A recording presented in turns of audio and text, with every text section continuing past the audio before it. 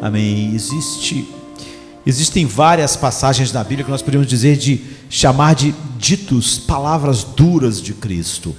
Quem é sensível pecaminosamente e não pode ouvir palavras duras vindo da Bíblia, não é óbvio, não está apto para realmente ser pastoreado por Jesus.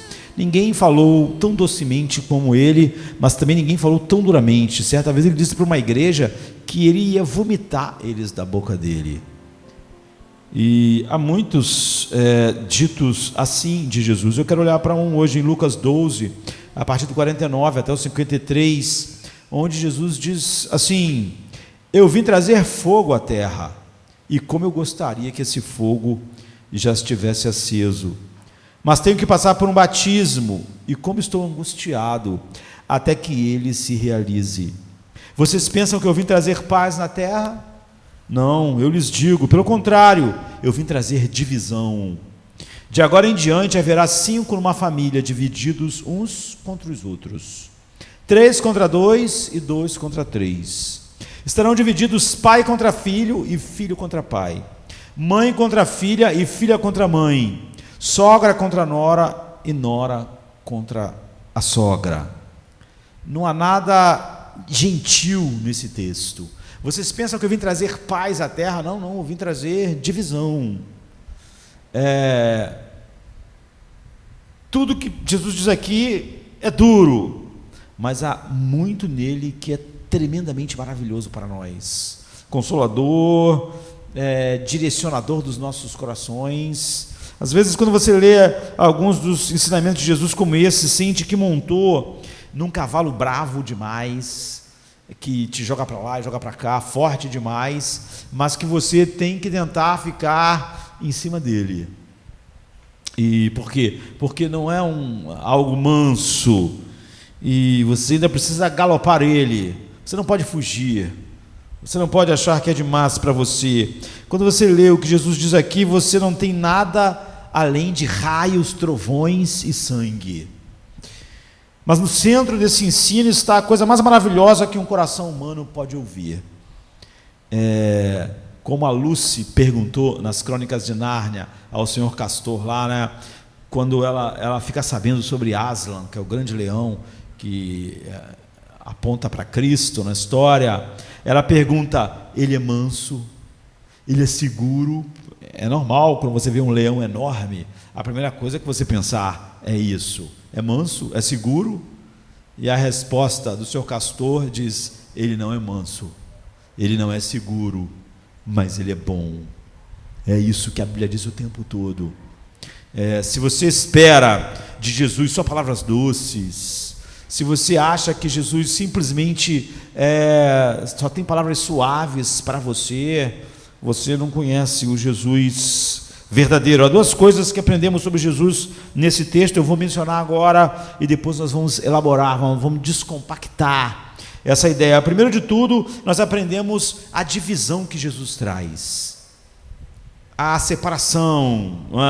Em segundo lugar, nós aprendemos sobre a agonia de Cristo, uma agonia contínua que ele tinha. Então você não conhece Cristo se você não conhece essas 2 coisas: a divisão que Jesus traz, como ele é divisivo, e a agonia que o acompanhava. Nós aprendemos sobre a divisão de Jesus causada pelo ensino autocentrado de Jesus. O que causa a divisão é que o ensino de Jesus é autocentrado. Algumas pessoas poderiam dizer que o ensino de Jesus, entre aspas, é egocêntrico. E também aprendemos sobre a agonia de Jesus causada pelo seu amor abnegado. Causava uma agonia nele. Você não conhece o verdadeiro Jesus até que você conheça essas 2 coisas. Se você não conhecer essas 2 coisas, e elas não são populares hoje no mundo, nem nos púlpitos, na mente popular, elas não estão lá quando pensam em Jesus. Um Jesus divisivo, por causa do seu ensino autocentrado, que alguns chamariam de egocêntrico, né? E causando divisão e essa agonia que constantemente estava no seu coração. Então pode ser surpreendente para muitos de vocês verem que ele diz, e se você não conhece o Jesus que traz essas duas coisas, você não conhece um Jesus real. Você pode dizer que acredita em Jesus, mas ele não é o da Bíblia, é uma invenção da sua mente. Então, havia uma enorme pressão e estresse sobre as quais Jesus teve que trabalhar minuto após minuto enquanto ele esteve no mundo. Então, em primeiro lugar, sua divisão. Este é um ótimo texto para pregar logo após o Natal, né? Nós estamos em janeiro ainda, e no Natal, quando todo mundo ouvia o que a Bíblia diz sobre Jesus, ele veio trazer paz na terra, não é? E aí você aqui, logo depois, aqui está o próprio Jesus dizendo, não pense que eu vim trazer paz à terra. Ele veio trazer um tipo de paz, mas, por outro lado, ele vai causar exatamente aquilo que é o oposto do que as pessoas chamam de paz, da fraternidade universal. A Bíblia não fala a respeito disso. Não pensem que eu vim trazer paz à terra, pelo contrário, eu vim trazer divisão. As pessoas estarão agarrando, é o que ele está dizendo, na garganta um dos outros, por minha causa, pai contra filho, filho contra pai, mãe contra filha, filha contra mãe, nora contra sogra. Quando você perceber que há parentes de teus que podem te odiar por causa de Cristo, não pense que está acontecendo algo estranho. Ele diz, eu vim trazer isso, não é? Divisão nos núcleos que aparentemente eram mais próximos. Por que ele diz isso? A resposta e você realmente pode ver aqui, mas você vê em todo o Novo Testamento, é que o que polariza e divide as pessoas assim, é a natureza autocentrada e, entre aspas, alguém diria, egocêntrica dos ensinamentos de Jesus. E eu jamais recuaria 1 milímetro dessa realidade, porque eu não teria mais o Jesus verdadeiro. Alguém pode aparecer e dizer, eu acho injusto chamar Jesus de autocentrado e egocêntrico. Eu não disse que Jesus é autocentrado e egocêntrico, pelo contrário, ele faz tudo por causa do Pai. O amor dele conduz ele o tempo todo, ele é totalmente voltado para o seu Pai, e não havia nenhum egocentrismo nele. O que eu disse, e o que a Bíblia mostra, é que todo o ensino de Jesus é autocentrado, e que todo o ensino de Jesus, por causa disso, parece, entre aspas, egocêntrico. De fato, essa é uma das coisas que é tão difícil de se entender sobre Jesus, o que faz ele ser para nós um certo enigma. O ensino de Jesus é egocêntrico, entre aspas, ou autocentrado, porque ele era muito diferente de todos os grandes mestres que andaram no mundo, todos os outros grandes mestres que ensinaram e fizeram as pessoas, enfim, foram de alguma maneira iniciadores de religiões. O contraste entre Jesus e todos os líderes que já existiram, todos os grandes mestres, é que todos eles são, eu diria, entre aspas, modestos. Jesus, muitas vezes, não parece modesto. Esses líderes, eles estão sempre dizendo, olha, não olhe para mim, eu não sou a verdade, olhe para o que eu ensino. O importante não sou eu, o importante é o que está sendo dito, é o que está sendo ensinado. Jesus constantemente está dizendo, olhe para mim, eu sou a verdade que você precisa. Você vê a diferença, é total, é brutal. Se você der uma olhada no tipo de coisa que Jesus diz, depois o que outros grandes fundadores ou grandes profetas de religiões disseram, é isso. Eles estão dizendo, eu não sou a verdade, eu não sou a luz, eu não sou a vida, eu estou apontando para a vida, eu estou falando sobre a luz, mas eu não sou. Mas Jesus sempre está dizendo, o que você pensa de mim? O que os outros dizem de mim? O que os homens dizem quem eu sou? Os outros grandes fundadores diziam o oposto, porque Jesus está dizendo o seguinte, o que você pensa de mim importa. Na verdade, importa totalmente. Isso é verdade não apenas nos fundadores de outras religiões, mas você vai ver que isso é verdade em todos os profetas da Bíblia. em todos os apóstolos da Bíblia. Eles vão dizer a mesma coisa. Os profetas vão dizer: não olhe para nós não somos a luz, nós não somos a verdade, nós somos testemunhas da verdade, nós apontamos para a luz. João Batista tem que dizer: eu não sou a luz, eu vim dar testemunho da luz, eu vim preparar o caminho. Todos os profetas e todos os apóstolos vão dizer a mesma coisa. Paulo vai dizer: eu não vou falar nada sobre mim, eu não tenho nada a dizer sobre mim, nada sobre mim é importante, eu vou pregar somente Cristo e este crucificado.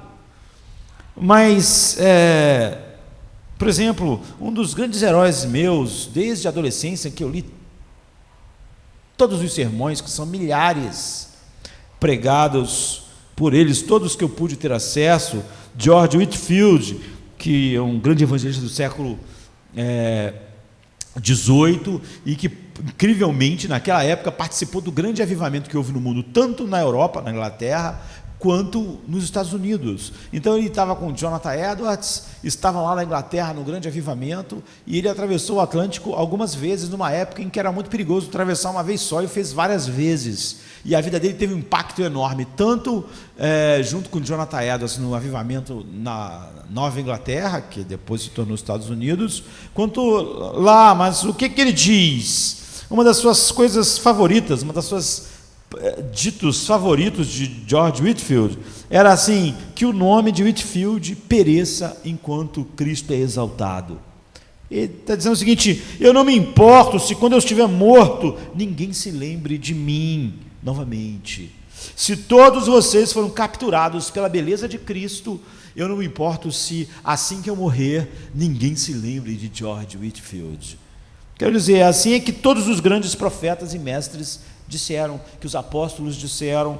Todo o que eles disseram foi: eu não importo, a minha vida não importa, logo eu estou morrendo.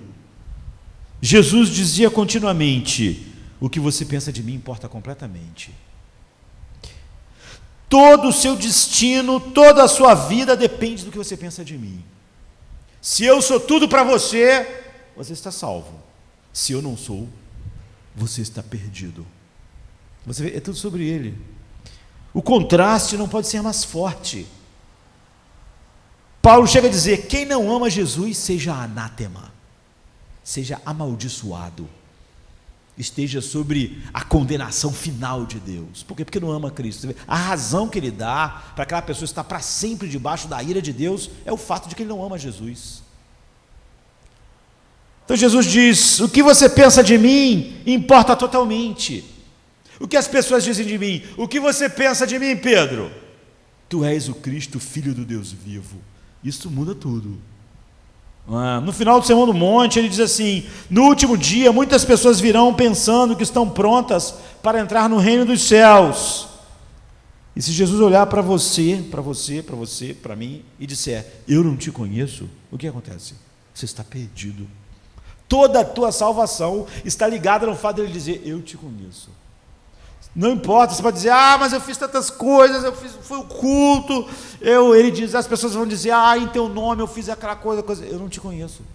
E se você não, Jesus não te conhece, a única coisa que Deus tem para dizer para você é: apartai-vos de mim, maldito. Meu filho não te conhece, ele não foi o seu tesouro, apartai-vos de mim, maldito, para o fogo eterno. É isso. Jesus diz: quem acredita em mim não é condenado, mas quem não crê já está condenado. Ele diz, você vê, não é simplesmente quem não crê em mim, não importa o que eu sou, importa o que eu digo. Não, ele está dizendo: quem não crê em mim, quem crê em mim não está condenado, mas quem não crê já está condenado. Jesus está constantemente dizendo: quem você diz que eu sou? Quem as pessoas dizem que eu sou? Agora pense por um segundo, veja, você está acostumado a isso, porque você já ouviu, mas por ouvir muito, as palavras perdem o peso para nós. Quer você tenha ido muito à igreja ou não, está acostumado com a ideia de que Jesus fez essas afirmações, mas costuma não pensar muito sobre elas. Eu quero que você perceba o como isso que Jesus está dizendo é ridículo um ser humano dizer. Simplesmente. Até que ponto a sua amizade com uma pessoa continuaria? Se você, ou então um romance de você que está se iniciando com alguém, continuaria? Se toda vez que você sentasse com essa pessoa para almoçar ou para tomar um café, depois de 5 minutos a pessoa dissesse: chega de falar sobre você, vamos falar sobre mim. O que você pensa de mim? Você não acha que eu sou ótimo? Você sabe, se você me amar mais do que todas as pessoas no mundo, se você fizer isso, então tua vida vai ser maravilhosa. Mas se você não me amar acima de tudo, tua vida vai ser um inferno. Você sairia de novo com essa pessoa? Você pensaria: estou louco para sair com ele de novo, a conversa foi ótima, é tudo sobre ele. Se eu amar, vai ser o céu, se eu não amar, vai ser o inferno. O que você diz? Caramba, rapaz, vamos sair novamente. As mulheres iriam para casa dizendo: rapaz, eu espero que ele me convide de novo para sair. Não, você acharia: que é isso? Como assim?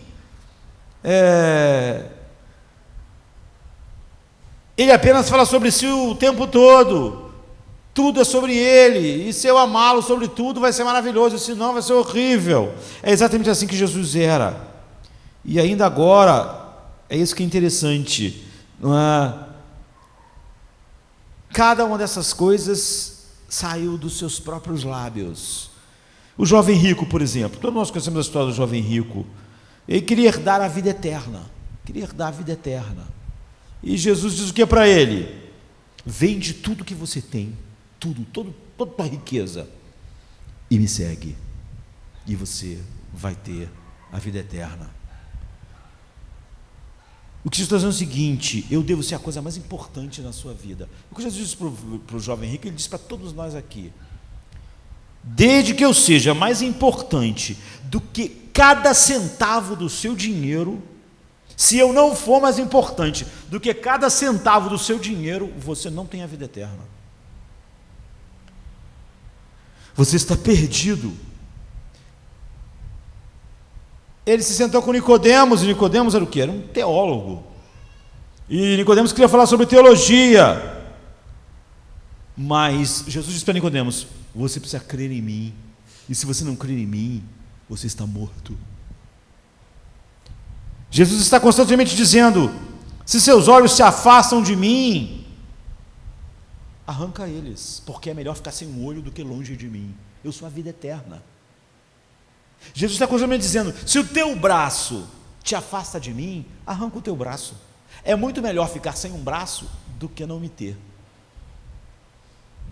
Se arrancar um olho, um braço, ele está dizendo: se qualquer coisa na sua vida é mais importante do que eu, então você está perdido.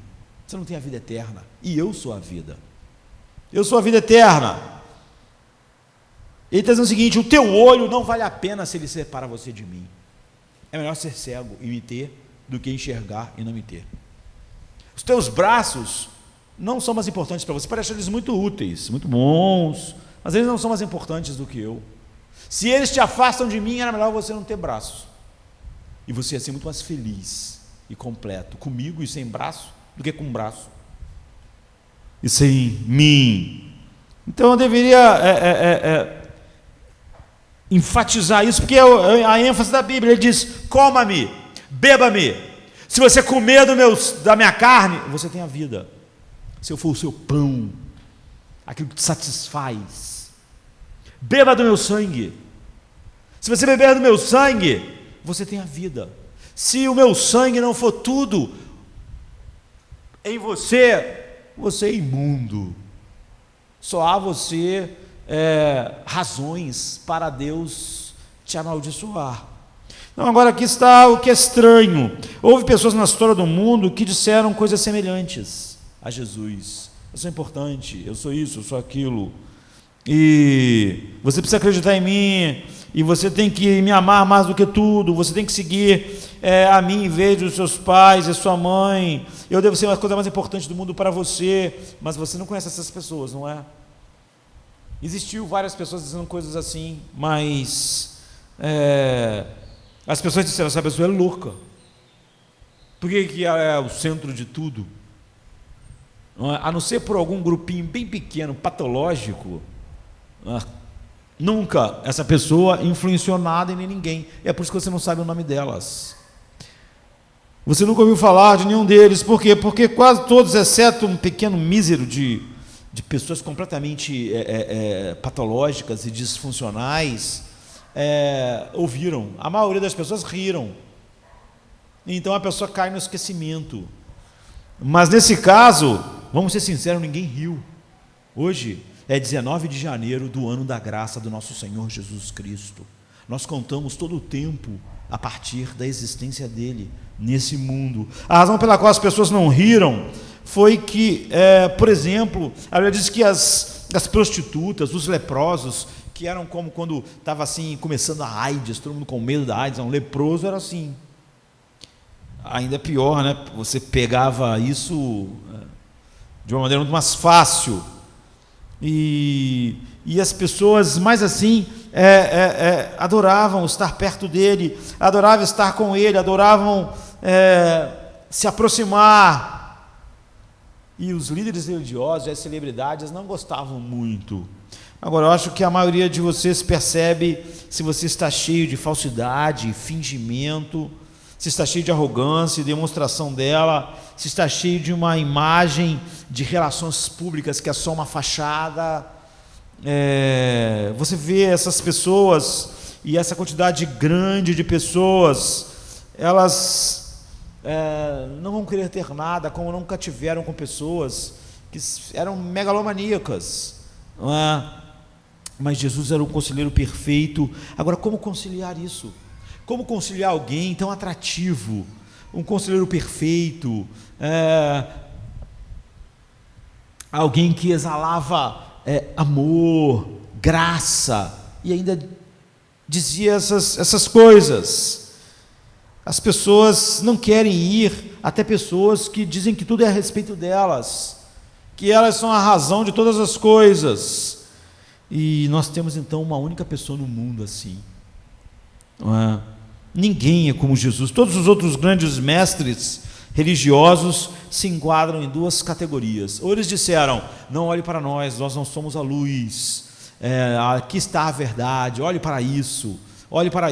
Ou alguns falaram: eu sou tudo, e todo mundo riu. E alguns mestres tiveram ótimas vidas, mas eles nunca fizeram reivindicações grandiosas sobre si mesmo. E outros fizeram reivindicações grandiosas sobre si mesmos, que todo mundo olhou como maluquice, megalomania e etc. Grandes reivindicações sem uma grande vida, e você ri delas. Todos os grandes mestres, incluindo profetas e apóstolos, se enquadram, os grandes mestres de todas as religiões se enquadram numa ou noutra categoria. Não olhe para mim, olhe para lá, isso aqui é importante, é o que está sendo ensinado, não eu. Ou então, olhe para mim, eu sou tudo, e todo mundo achava, esse cara é louco, não é? Então, ótimas vidas sem grandes reivindicações, que você simplesmente poderia seguir seu ensino, e grandes reivindicações sem uma vida que fazia simplesmente as pessoas rirem, mas Jesus combinou essas duas coisas. Então você não pode apenas admirá-lo e não pode rir dele. Você tem que decidir, e você vai odiá-lo, e grande parte dos cristãos odeiam Cristo. Por isso que você inventa outro. Você só inventa outro porque você não gosta do original. Se uma pessoa que se diz cristã precisa dar uma ajeitada em Cristo, é óbvio que ele não ama. Quem ama o Deus perfeito que Cristo não tem nada a acrescentar. Está prostrado aos seus pés, dizendo como Pedro: para onde iremos nós? Ou você o ama ou você o odeia. Jesus não deixa outra opção para você. Essa é a razão pela qual ele disse que vai polarizar. Eu vou dividir as pessoas. Numa mesma casa, algumas pessoas vão dizer: Jesus é mais importante que o nosso casamento, é mais importante que o dinheiro para mim, é mais importante que a vida. O outro, para o qual Jesus não é isso, não pode conviver com isso. Ele é mais importante que eu, mais importante que nossos filhos, mais importante que o nosso amor, mais importante que a vida. Ele é mais importante que tudo para você, que tudo. Você pode perder tudo por causa dele. Posso perder tudo, só não posso perder ele. Você pode me perder e não pode. Posso perder você, mas não posso perder ele. Se você tivesse que perder um ou outro, quem você perder? Perderia você. Então ele polariza as pessoas. Ele diz: eu vim trazer divisão. Daqui em diante, as famílias vão estar divididas. Por quê? Por causa disso, dessas reivindicações. Jesus, porque ele combinou os 12, ele cria uma tempestade de fogo na consciência de quem o conheceu. Porque de repente você percebeu, você vai se ajoelhar como Tomé e dizer: ó meu Deus, tu és Deus. Ou você vai dizer: esse carpinteiro falar que é Deus é uma loucura, é uma blasfêmia. Ninguém vai rir. Essa é a única alternativa que você tem. Agora, espere um minuto. Você sabe que Jesus reivindicou todas essas coisas. Você pode dizer assim: ah, mas a Bíblia foi escrita pelos seus admiradores. Então, essa é a coisa mais incrível. Você pode olhar a Bíblia, ela foi escrita por seus adoradores. Esse é o ponto. Homens que, mais do que nós, foram criados para nem falar o nome de Deus, de tão santo que o nome de Deus é. Mas, de repente, esses homens que tinham uma cultura de milhares de anos, que tinham um temor de Deus tão grande, que não podiam nem falar o nome de Deus, chegaram à conclusão: esse carpinteiro é Deus. Não é só que a gente vai falar o nome de Deus, ele mesmo é Deus. Ele criou o mundo. Você vai ver alguém que foi ensinado desde a infância a ser monoteísta. Em primeiro lugar, no mundo eles eram, os judeus, a sequer pronunciar o nome de Deus, falarem: o verbo virou gente e habitou entre nós. Nós vimos a sua glória como a glória do unigênito do Pai. O fato de a Bíblia ter sido escrita é o problema. O que levou eles a isso, a resposta é que as explicações alternativas para as grandes reivindicações de Jesus e a grande vida de Jesus foram ainda mais absurdas do que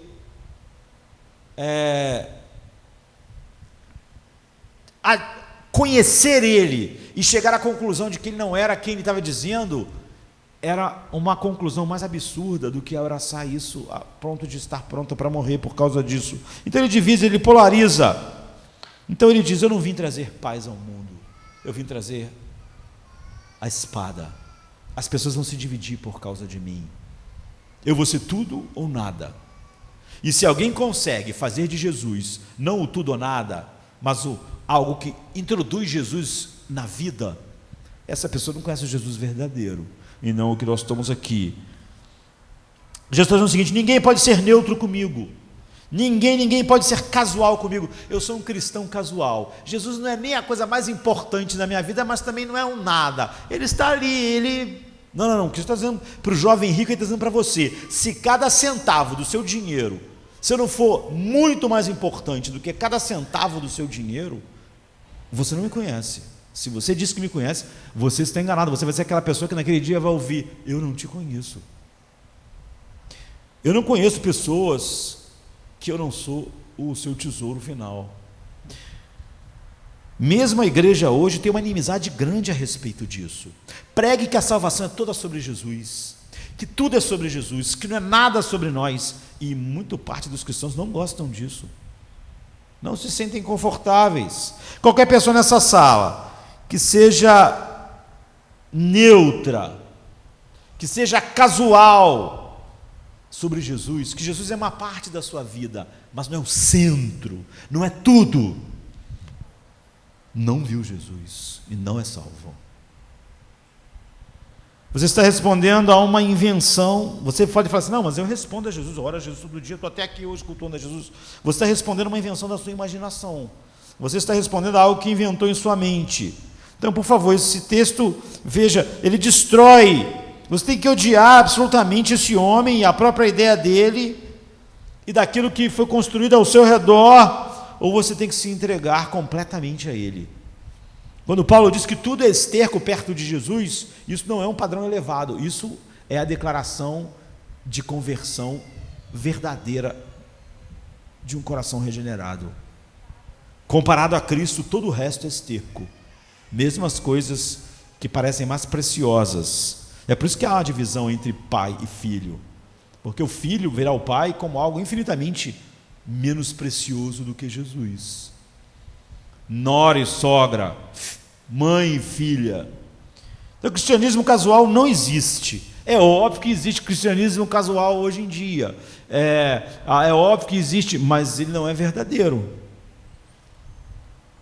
Essa é a primeira coisa. É por isso que ele disse que eu não vim trazer a paz, por causa das reivindicações que ele fez sobre ele mesmo, que ao mesmo tempo são, para nossas mentes, paradoxais. Elas são todas autocentradas. Elas estão todas sobre ele. Se você o conhece, está salvo. Se não conhece, não está. Se você ama ele infinitamente mais do que cada centavo de dinheiro, de uma riqueza enorme, você não é digno dele. Se você não ama, você é anátema. Se você o ama, você tem a vida. Se você não ama, já está condenado. Tudo é sobre ele. E essa é a divisão. E a segunda coisa é a agonia. Jesus diz: eu vim incendiar a terra por causa de quem ele é. Eu vim para trazer fogo à terra. E como eu queria que esse fogo já estivesse aceso. Mas eu tenho um batismo para me submeter. Quão angustiado estou até que esse batismo esteja completo. Ou outra versão: vim trazer fogo à terra, e como eu gostaria que ele já estivesse aceso, mas tenho que passar por um batismo, e como estou angustiado até que ele se realize. Do que ele está falando? Eu vim trazer fogo à terra, mas eu tenho que primeiro passar por um batismo, e como eu estou angustiado até que ele se realize. Você pode ver nesse texto, ter a melhor mapa da vida interior de Jesus. Você verá algo que muitas vezes as pessoas sentem falta. Havia algo no horizonte da sua vida que ele olhou e disse: até que termine, eu estou constantemente sobre uma pressão angustiante. A palavra que ele usa, sunekomai, é a palavra que era usada para uma cidade sitiada de inimigos. Uma cidade em que você está lá nas muralhas e ela está toda rodeada com um grande exército, pressão, estresse, aquele multidão em volta da cidade. É o que ele falou. Significa estar sob ataque, ser assediado como uma cidade cercada por um enorme deserto, a cidade sendo bombardeada e ela está prestes a ser esmagada. A sensação que você tem da pressão e do estresse. Jesus disse: eu vivo todo o tempo assim, até que esse batismo se realize. Jesus disse: eu venho trazer fogo e gostaria que ele já estivesse aceso, mas antes que esse fogo venha, eu mesmo tenho que me submeter a um batismo. E o próprio pensamento desse batismo, a própria perspectiva dele me enche de um pavor santo, de uma angústia santa, de tão pesado que me faz eu me sentir esmagado no chão. Então você sabe algo sobre como viver sobre um peso enorme, sobre isso sim nós podemos chamar de um estresse infinito. Pode apostar, é assim que Jesus viveu no mundo. Que agonia ele diz que carrega consigo todo o tempo. Aqui está, temos que olhar para cada uma dessas pequenas fases. Primeiro ele diz: eu venho trazer fogo à terra. Agora, o que é isso? Agora, existem várias coisas que a Bíblia usa com a palavra fogo na Bíblia. Na maioria das vezes quer dizer a mesma coisa, mas algumas vezes aponta para outro lugar. Não é? Mas no Antigo Testamento e na maior parte do Novo Testamento, sempre que fala-se em fogo, está se falando no julgamento de Deus.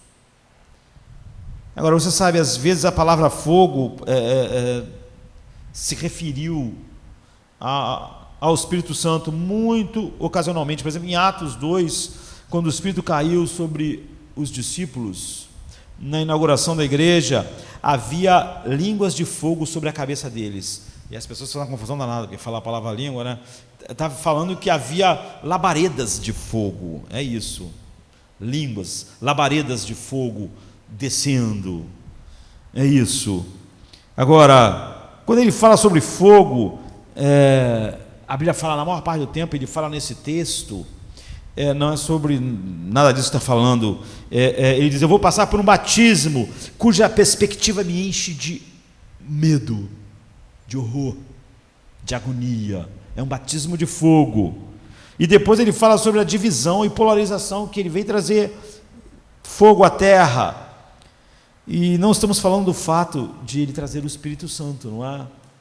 O Espírito Santo faz o oposto em nós. Você não diz, eu venho trazer o Espírito Santo e por causa disso eu vivo numa agonia sem fim, numa agonia extrema, por causa desse fogo. Não foi.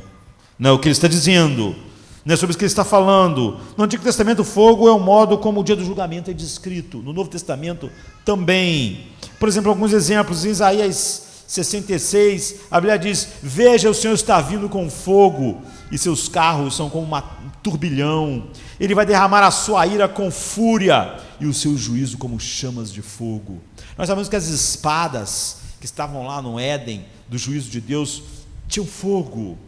Então, em 2 Tessalonicenses 1, Paulo diz assim, o Senhor Jesus será revelado em um fogo ardente, e muitos serão excluídos da presença do Senhor, e da majestade do seu poder. Em Lucas 3, João Batista faz uma declaração fascinante, ele diz assim, aquele que vier depois de mim, o Messias, batizará você com o Espírito Santo e com fogo. Essa é uma das passagens mais torturadas da Bíblia, né? Porque tradicionalmente muitas pessoas pensam que isso significa que Jesus Cristo, quando você crê nele, irá batizar você com o Espírito Santo, e é verdade, não é? Mas muitas pessoas pensam que quando ele diz e com fogo, significa que o Espírito Santo está sendo representado como fogo.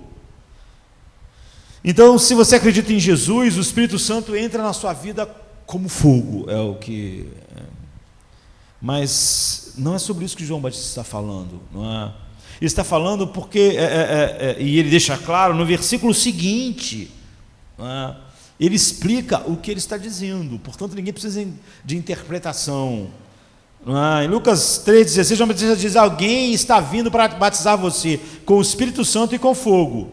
No verso 16, no verso 17 ele diz, eu os batizo com água, mas virá alguém mais poderoso do que eu, tanto que não sou digno nem de curvar-me e desamarrar as correias das suas sandálias. Ele os batizará com o Espírito Santo e com fogo. 16. No 17, ele explica, ele diz, ele traz a pá em sua mão, a fim de limpar a sua eira e juntar o trigo em seu celeiro, mas queimará a palha com fogo que nunca se apaga. Você vê? Ele está falando de fogo no 16, fogo no 17, e o que ele está falando é que tudo aquilo que não é verdadeiro, que não é trigo, vai ser queimado com um fogo que jamais vai se apagar. O que significa? Diz que no último dia, o grande dia do juízo, toda a terra surgirá diante dele como que um fazendeiro pega um garfo para pegar assim, sacudir, né, o trigo, por exemplo, para separar o que importa da palha seca. Ele levanta e sacode o trigo, e a parte valiosa e boa, comestível, fica no garfo, e a parte que é palha vai embora. Hoje nós não fazemos mais assim. E a parte que é palha seca, as cascas e todas as outras partes que não são boas para comer, caem no chão. Ele está dizendo, João Batista, isso é o juiz, é como Jesus vem julgar o mundo. Parte dessas pessoas, aqueles que são trigo, eles são cheios do Espírito. Aqueles que são palha vão ser queimados com fogo que jamais se apaga. Então João Batista está dizendo o seguinte: o dia do julgamento está prestes para chegar. O machado, ele gosta de usar ele usa essa expressão, né? O machado está posto à raiz da árvore. Toda árvore que não produz fruto será cortada e lançada no fogo. O garfo, o ancinho, a pá, em algumas versões, está na mão dele. Ele está aqui para dividir. É isso que Jesus disse: eu vim dividir as pessoas. Pai contra filho, ou seja, vai ser filho que vai ser trigo, vai ter pai que vai ser palha que vai ser queimada no fogo, que nunca se apaga. Então olhe para os seus corações. João está dizendo, olhe para o seu modo de viver, certifique-se que naquele dia você não seja queimado com um fogo que nunca se apaga.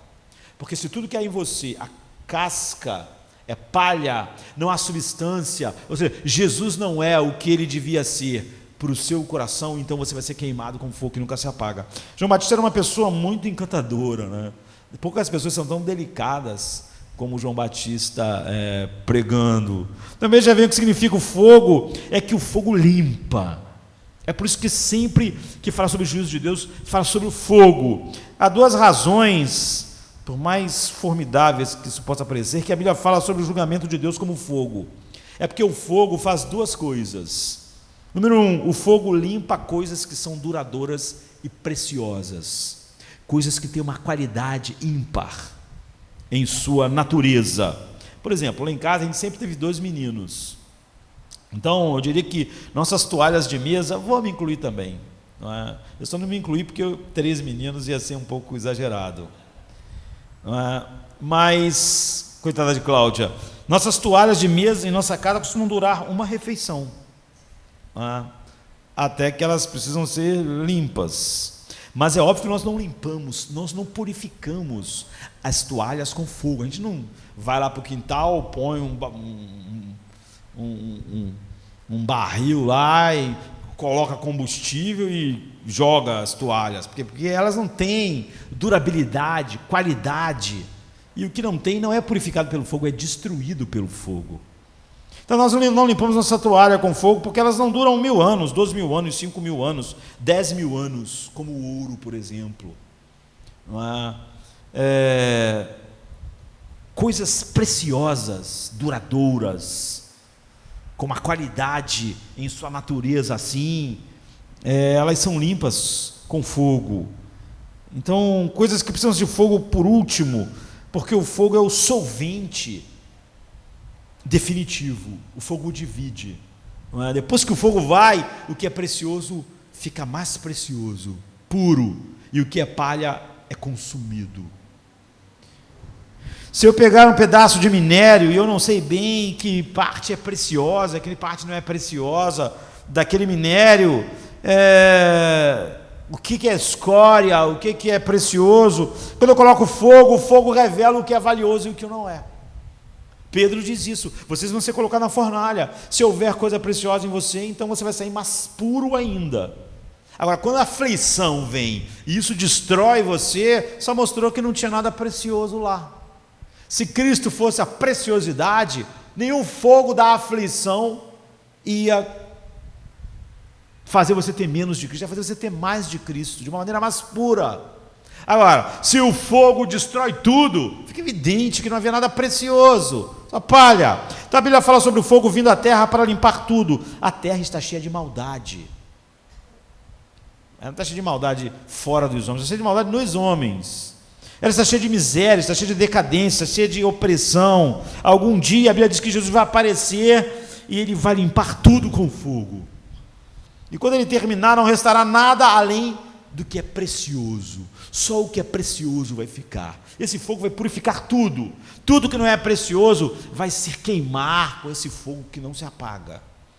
Não haverá mais mal, não haverá mais injustiça, não haverá mais morte, não haverá mais decadência. Estaremos num novo céu brilhante e numa inoxidável terra, eu diria, como um aço que passa pelo fogo. Agora, quando Jesus diz, eu venho incendiar a terra, ele sabe que está falando sobre algo grave, mas também sobre algo maravilhoso. A maneira como você limpa o metal é severa, você vê. Há coisas que você limpa de uma maneira muito delicada, não é muito forte, não é durável, não é nada disso. Mas você limpa o metal de uma maneira severa, você bota ele numa fornalha. E ainda assim é necessário sempre que você precisa limpar algo que é durável, algo que tem um valor grande. Você não limpa uma toalha de mesa, como eu disse lá em casa, temos que limpar muitas, mas você nunca limpa com fogo, não é? Você limpa metal com fogo. Quanto mais será necessário um fogo para limpar o universo, queridos, ou para limpar a alma humana. Um fogo infinitamente mais quente do que o que nós conhecemos. Agora, por mais intimidador que isso seja, e Jesus Cristo era um homem extremamente sensível, ele diz, como eu queria que esse fogo já estivesse aceso. Ele diz, mal posso esperar para quando o fogo limpar toda essa terra, queimar toda a palha, destruir tudo que é mal, tudo que não é precioso, e ficar só o que é precioso. Só o que apontou, se deleitou e encontrou em mim o tesouro final. E eu estava lendo uma revista há tempos atrás, que Kevin Costner estava dando uma entrevista sobre o filme O Campo dos Sonhos, e alguém entrevistou ele sobre o filme, e ele disse assim, Kevin Costner: eu realmente não acredito muito na vida após a morte, não tenho uma opinião muito formada, céu, inferno, eu nem acredito que o certo necessariamente triunfará, mas eu sei disso, todos os seres humanos têm uma necessidade quase primordial de julgamento, de juízo. Ele está certo, Kevin Costner. Não acho ele um grande pensador, ou sequer perto de um filósofo, mas o que ele está tentando dizer é que você para pensar por 12 minutos, não precisa ser um filósofo, e você perceberá que não pode enfrentar a vida se você não acreditar no dia em que o mal e a injustiça vai ser julgado. Por quê? Porque ele não é julgado nesse mundo, é óbvio que não. Pense por um minuto, os vilões são todos punidos no mundo? Todas as vítimas recebem justiça? O crime realmente, a gente diz que o crime não compensa, será? Olhe para o pessoal da Lava Jato, será que o crime não compensa? Nós podemos realmente dizer que neste mundo o crime não compensa? Que essas pessoas acabam mal? Há uma visão em Apocalipse 6, onde João, o apóstolo, olha para debaixo do altar de Deus, da onde Deus está, da onde Cristo está, e ele vê algo ali, ele diz assim: eu vi debaixo do altar as almas daqueles que tinham sido assassinados por causa da palavra de Deus e do testemunho que haviam dado, e eles lá debaixo do altar, essas pessoas que foram assassinadas, clamavam em alta voz: até quando, Senhor soberano, santo e verdadeiro, até quando não julgará os habitantes da terra e vingará o nosso sangue? Então cada um deles recebeu uma túnica branca e lhes disseram para esperar um pouco, apenas um pouquinho mais. Deus está dizendo: vocês vão ser julgados, quem fez isso. Pense então todo o sangue inocente que já foi derramado, pense em todas as viúvas e órfãos que foram triturados, pense no genocídio, pense em toda opressão e injustiça. Kevin Costner está certo, se não houver uma vida após morte, e se não houver um mundo maior, e se não houver eternidade, e se não houver julgamento, isso não significa apenas que nunca seremos capazes de superar a injustiça, mas sequer que podemos usar a palavra injustiça, porque se não existe um julgamento e uma vida depois desta vida para o julgamento ser feito, então você nem pode dizer que genocídio é errado, porque não há categoria, porque a menos que haja um padrão eterno para que tudo seja julgado, o que é certo e o que é errado não existe. Matar as pessoas não pode ser errado, genocídio, nenhuma dessas coisas, é só questão de preferência. E quem é você para dizer o que é certo e errado, se tudo não tem nenhum sentido? Então eu já citei aqui Aldous Huxley, que morreu em 63, um filósofo importante, e eu já citei que ele diz assim: eu queria que o universo fosse sem sentido. Não é que ele chegou a essa conclusão intelectual, ele está admitindo como filósofo. Eu queria isso. Quando eu estudei na universidade, se o universo tivesse significado ou não, se havia um céu ou um inferno, eu não cheguei a essas conclusões pelo pensamento. Eu queria que não houvesse inferno, eu queria que não houvesse julgamento, então eu queria que não tivesse sentido. Então ele continua dizendo assim: quando olhei para a questão de saber se o universo tinha significado e se havia uma vida após a morte e um dia um julgamento, eu não cheguei a isso como um exercício intelectual, como filósofo. Eu queria que o universo não tivesse sentido porque eu queria poder viver da maneira que eu quisesse. Eu queria declarar o universo sem sentido porque essa era a única maneira de eu me libertar sexualmente para ter todas as relações sexuais que eu queria. E politicamente. Em seguida, Huxley continua: existe um preço a se pagar para isso. Porque se você acreditar que não há julgamento, que todas as coisas são sem sentido, que o mundo não faz sentido, para que eu possa viver da maneira que eu quiser sexualmente, então eu preciso viver em completo desespero. Então eu tenho que perceber que o meu senso de certo e errado é só um capricho, e eu não posso dizer que um assassino está errado, que um genocídio está errado, que Hitler está errado. É totalmente subjetivo, é apenas a minha opinião. Os bons morrem cedo. Quem são os bons? Quem é bom? Quem determina isso? Os vilões oprimirão as pessoas até o fim dos tempos, mas na verdade eles sequer são vilões, porque quem decide isso? Depois de tudo, de que tudo estiver finalizado, nada será reembolsado. Você está dizendo o seguinte: todo mundo vai para a cova, vira pó e acaba. Hitler, que matou não sei quantos milhões, e aquele ali que não matou ninguém, viveu salvando alguma coisa aqui ou ali. Que diferença há entre eles no fim? Que justiça há? Não há nada. E quem vai decidir que Hitler estava errado e quem estava ajudando a velhinha a atravessar a rua estava certo? É só um capricho nosso. Então ele diz: para me ter liberdade sexual, eu tive então que admitir que a vida era um desespero. Eu não podia olhar nada no mundo e dizer: isso está errado, isso não está certo, isso não pode. Francamente, esse é o problema. Se não houver julgamento, não há nenhuma esperança para o nosso mundo, queridos. Você condenar alguém é ridículo. Você dizer que alguém está errado é ridículo. Eu sei que as pessoas que mais dizem que não há nada de errado, as pessoas gostam de falar isso no campus universitário. Todo mundo jovem, dizendo não existe certo e errado. Eu queria ver as pessoas dizerem isso no campo de concentração de Hitler. As pessoas sendo mortas, colocadas num crematório, morrendo por inalação de gás, e a pessoa lá no campus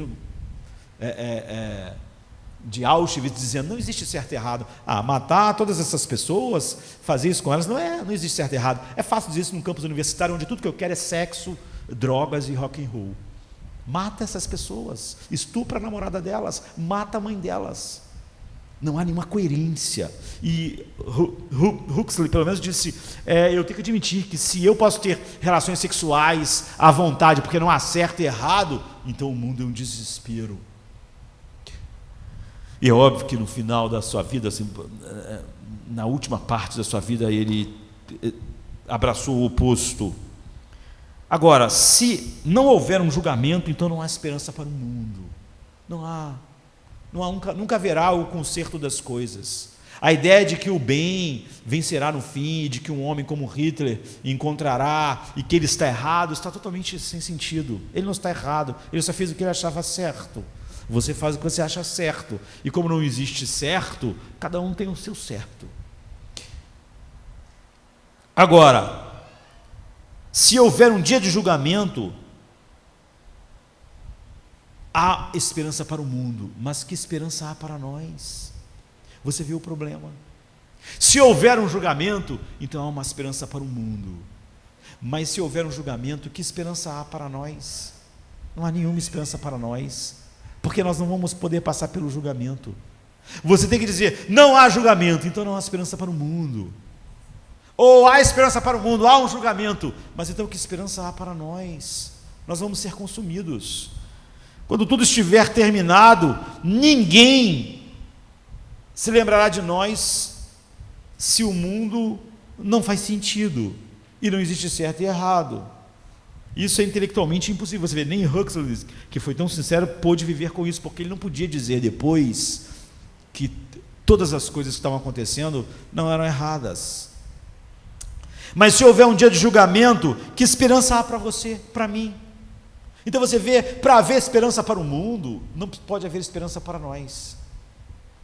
Para que nós possamos viver uma vida sem o terror, então não pode haver esperança para o mundo, não pode ter as duas coisas. Nós devemos andar sempre oprimidos, sempre culpados, porque haverá um julgamento, ou desesperados, pensando como Camus, que a única questão filosófica é o suicídio, se não há um julgamento, porque não há nenhuma esperança. Nós sabemos que Immanuel Kant elaborou toda a possibilidade, é o maior filósofo de todos os tempos, de que só pode haver ética se houver Deus. E depois de ele, só filosoficamente, falar sobre as coisas que caracterizam os atributos de Deus, Ele diz: olha, se não existir Deus, nós vamos ter que viver como se ele existisse, porque esse mundo é um inferno, se nós imaginarmos ele sem Deus e sem um julgamento final, e sem que nada seja errado aqui. Então, se não houver um dia de julgamento, que esperança há para o mundo? Nenhuma. Mas se houver um dia de julgamento, que esperança há para mim e você? Nenhuma. É um problema. Nós sabemos que não cobrimos os padrões. Nós sabemos que se houver um julgamento justo, nós seremos consumidos. Mas nós sabemos que se não houver nenhum julgamento, então não há nenhuma esperança para o mundo. E isso é uma coisa da qual nós não podemos escapar, mas existe apenas uma terceira via, ela está aqui. Se Jesus Cristo nunca tivesse aparecido, nunca tivesse trazido esta mensagem, essas eram as duas únicas alternativas: ou há uma esperança para o mundo e não há para mim, ou há uma esperança de eu viver a vida como eu quiser e não há nenhuma esperança para o mundo. E eu sei que muitos de vocês, na vida, como acontece com o mundo, ficam indo de uma direção para outra. Estão no campo universitário, o cara fala que não existe Deus e que nada é errado. Aí quando ele sai, alguém faz uma grande maldade para com ele, ele diz: isso é errado, é mal, eu vou processar, isso é discurso de ódio, fascista, está errado, você não pode falar. Mas aquela pessoa está fazendo que não tinha nada errado. Você vê, as pessoas ficando de um lugar para outro, porque elas são incoerentes. Existe uma terceira maneira, e a terceira maneira é a única que livra desse impasse final. Jesus diz assim: eu venho trazer fogo, e como eu queria que ele estivesse aceso, mas primeiro há um batismo que eu devo me submeter, e como eu estou angustiado até que aconteça. O que é esse batismo? Você sabe, em Marcos 8, Tiago e João estão caminhando junto com Jesus, e eles dizem: Senhor, quando você estiver no seu reino, deixe que a gente sente cada um num trono ao seu lado, como governante junto contigo. E Jesus respondeu: você pode ser batizado com o batismo que eu serei batizado, você pode beber o cálice que eu vou beber, nem tampouco vocês podem sentar nos lugares que vocês imaginam, porque ninguém pode receber o meu batismo ou tomar o cálice que eu vou tomar. Essa é a chave, porque no jardim do Getsêmani, pouco antes de Jesus ir para a cruz, Jesus está muito angustiado com o cálice, e ele diz ao Pai: Pai, eu acho que eu não acho que posso lidar com isso, deixa esse cálice passar de mim. É claro, o cálice aqui, o Antigo Testamento chama de o cálice, é a ira de Deus, o fogo de Deus. Portanto, vemos o fogo, o batismo e o cálice são todos iguais. Quando Jesus diz: eu venho trazer fogo a essa terra, eu vou limpá-la, eu vou trazer julgamento, mas antes eu preciso experimentar um batismo. E como eu fico angustiado até que esse batismo chegue. Quando Jesus diz: eu tenho que me submeter a um batismo, ele não está falando sobre o batismo na água, que ele foi batizado por João. Ele está falando sobre o cálice, ele está falando sobre o fogo, ele está falando sobre a ira de Deus. Ele diz: eu vou trazer fogo à terra, a ira infinita de Deus. Mas antes que eu possa, o fogo tem que cair primeiro sobre mim, sobre o meu coração. Essa é a única maneira desse mundo ter uma esperança de ser novo, sem que todo mundo não seja destruído. Como eu disse, ou o universo tem esperança e não há nenhuma esperança para nós, ou nós diríamos que o universo não tem nenhum sentido, e nossa vida também não. Mas as duas coisas você não pode dizer.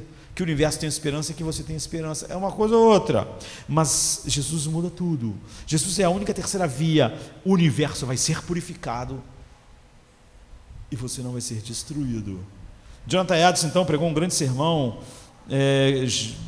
mencionado já por mim, chamado Agonia de Cristo. Ele fala sobre o jardim, diz assim: é a noite antes de ele receber o cálice. Toda a sua vida no ministério até aqui está focada no próprio pensamento daquele momento em que a ira de Deus, o fogo purificador e o fogo devorador da ira de Deus sobre o pecado e mal cairá sobre ele. Seu coração está tão angustiado só de pensar nisso. É isso que Jesus disse: eu preciso ser batizado com um batismo, e como eu me angustio até que isso aconteça. Jesus está falando o seguinte: eu vivo 33 anos nesse mundo e diariamente está sobre mim a ideia, a pressão, o estresse de que eu estou cada dia mais perto de tomar o cálice, o batismo.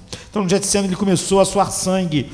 Se até a perspectiva do batismo fez ele suar sangue, como não seria? O Pai queria que ele provasse um pouquinho do que seria o cálice, para ele saber o que ele ia experimentar no dia seguinte. Se a perspectiva dessa experiência era suficiente para deixar ele de joelhos, implorando a Deus, suando sangue, como deve ter sido a experiência final na cruz. Então Jonathan Edwards disse assim em seu sermão: a tristeza e angústia que sua alma sofreu surgiram daquela visão plena e imediata que lhe Deus deu a ele do cálice da ira. Ele provou, ele sentiu aquilo que o profeta Naum falou. O profeta Naum falou assim: quem pode resistir à sua indignação? E quem pode suportar a ferocidade da sua ira? Sua fúria é derramada como um fogo. É isso que Jesus disse: eu tenho batismo, antes de trazer fogo a essa terra, eu tenho batismo, e como eu estou angustiado até que ele aconteça. Então, pelo qual Deus Pai fez como colocar o copo diante dele naquele dia, para ele experimentar, ter um pequeno gosto, não é? E ele teve uma visão próxima daquela fornalha na qual ele cairia no dia seguinte. E o pai estava dizendo para o filho: meu filho, este é o cálice, cheire isso, sinta um pouco do gosto, veja, se você beber, você será totalmente consumido, mas se você não fizer, eles serão.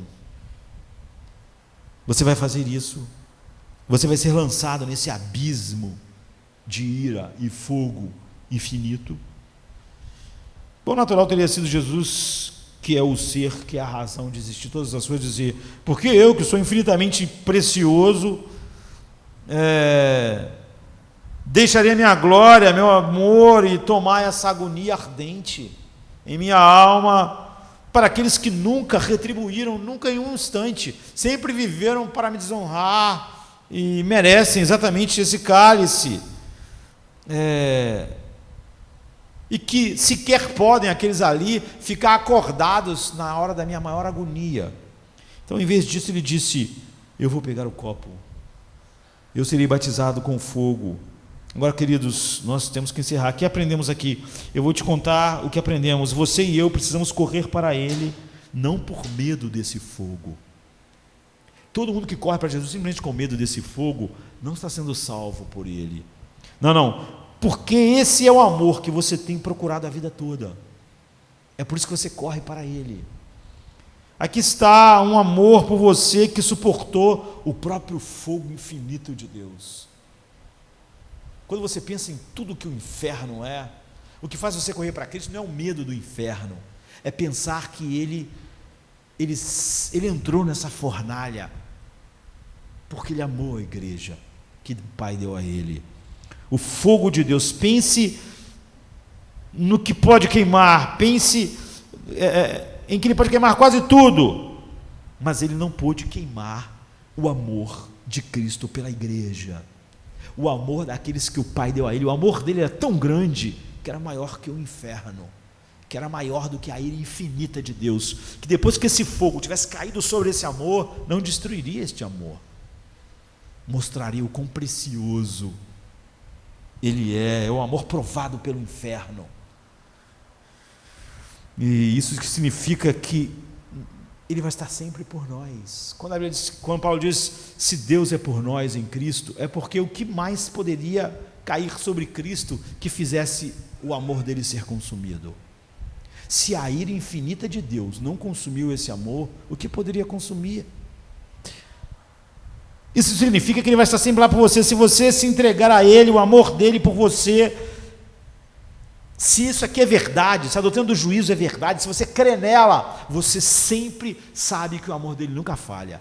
Todas as doutrinas bíblicas são práticas, nenhuma doutrina bíblica é só para você saber. Você pode dizer para mim assim: pastor, eu acredito na doutrina do juízo. Se você acredita, você vai sempre se deleitar no amor de Cristo, você nunca vai duvidar dele.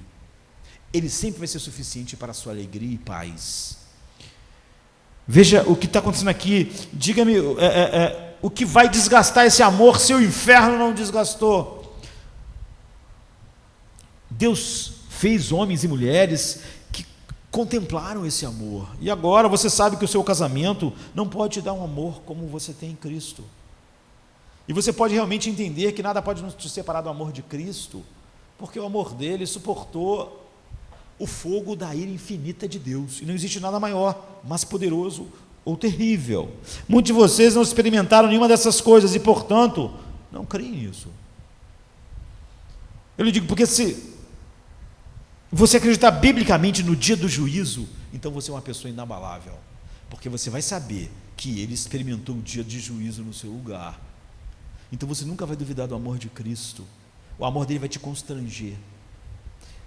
Se você o amor de Cristo não te constrange, você pode dizer, eu acredito na doutrina do dia do juízo, mas não acredita. Todas as doutrinas da Bíblia são práticas e nos santificam, nos mudam.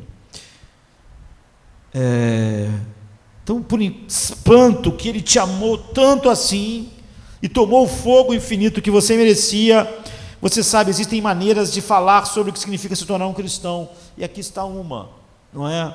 Olhe para Deus e dizer, Pai, uma das razões pelas quais eu tive uma vida tão miserável é porque eu me preparei para permanecer no meu próprio nome diante de Ti. Mas quando eu percebi, enxerguei de fato que o Espírito abriu meus olhos para que Jesus foi batizado com aquele batismo que tanto angustiou, mas que Ele não voltou atrás, o amor dele capturou para sempre tudo que eu sou. Eu nunca suportaria o fogo purificador, porque não há nada bom em mim. Se o fogo purificador da sua ira caísse sobre mim, eu seria consumido por esse fogo que nunca se apaga. Mas quando caiu sobre ele, como ele é totalmente precioso, esse fogo não pôde destruí-lo. Eu nunca poderia me levantar diante da tua avaliação, mas Jesus pôde. O fogo da tua ira pôde sondá-lo, consumir, e não tinha nada lá que não fosse precioso para ser realmente destruído. Então eu descanso nele.